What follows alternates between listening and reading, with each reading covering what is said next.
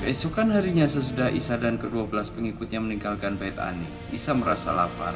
Dari jauh ia melihat sebatang pohon ara yang lebat daunnya. Ia mendekati pohon itu untuk melihat kalau ia mendapatkan sesuatu dari pohon itu. Tapi setelah ia sampai pada pohon itu, ia tidak mendapati apa-apa selain dedaunan, sebab waktu itu memang bukan musim buah ara.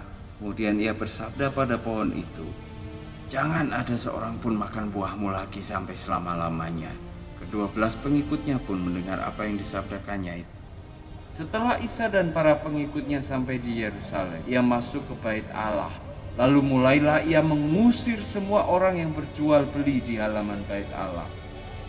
Ia menjungkir balikan meja-meja penukar uang dan kursi-kursi penjual merpati.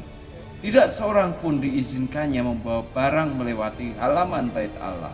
Lalu ia mengajar orang-orang yang ada di tempat itu. Sabdanya kepada mereka, "Bukankah sudah tersurat, rumahku akan disebut rumah doa bagi segala bangsa, tetapi kamu menjadikannya sarang penyakit."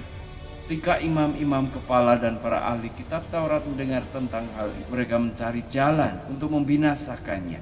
Mereka takut kepadanya karena mereka melihat semua orang terkagum-kagum pada ajarannya. Menjelang malam, Isa dan pengikut-pengikutnya meninggalkan kota itu. Besokan paginya ketika Isa dan pengikut-pengikutnya melewati jalan yang sama, mereka melihat pohon ara itu sudah kering sampai ke akar-akarnya. Teringatlah Petrus akan hal itu. Lalu ia berkata kepadanya, "Ya guru, lihatlah, pohon ara yang engkau kutuki itu sudah mengering."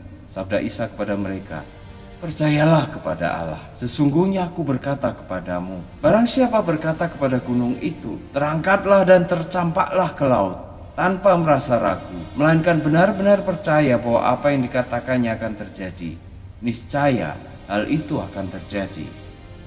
Isa dan pengikut-pengikutnya kembali lagi ke Yerusalem. Ketika ia sedang berjalan-jalan di halaman Bait Allah, datanglah kepadanya imam-imam kepala dan para ahli kitab suci Taurat dan para tua-tua.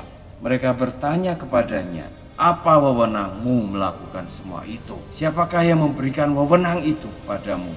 Sabda Isa kepada mereka, "Aku pun hendak menanyakan kepadamu satu hal. Berikanlah jawabannya kepadaku, maka aku juga akan memberitahukan kepadamu wewenang yang kumiliki untuk melakukan semua ini. Dari manakah asalnya pemandian Yahya? Dari surga atau dari manusia? Jawablah pertanyaanku." Lalu mereka membicarakannya di antara mereka. "Jika kita katakan dari surga, maka ia akan berkata, 'Kalau begitu mengapa kamu tidak percaya kepadanya?' Tapi akankah kita katakan dari manusia?" Mereka takut terhadap orang banyak yang mengakui bahwa Yahya adalah seorang nabi. Lalu jawab mereka kepada Isa, "Kami tidak tahu." Kemudian sabda Isa kepada mereka, "Kalau begitu aku pun tidak akan mengatakan kepadamu dari mana wewenang yang kumiliki untuk melakukan semua itu."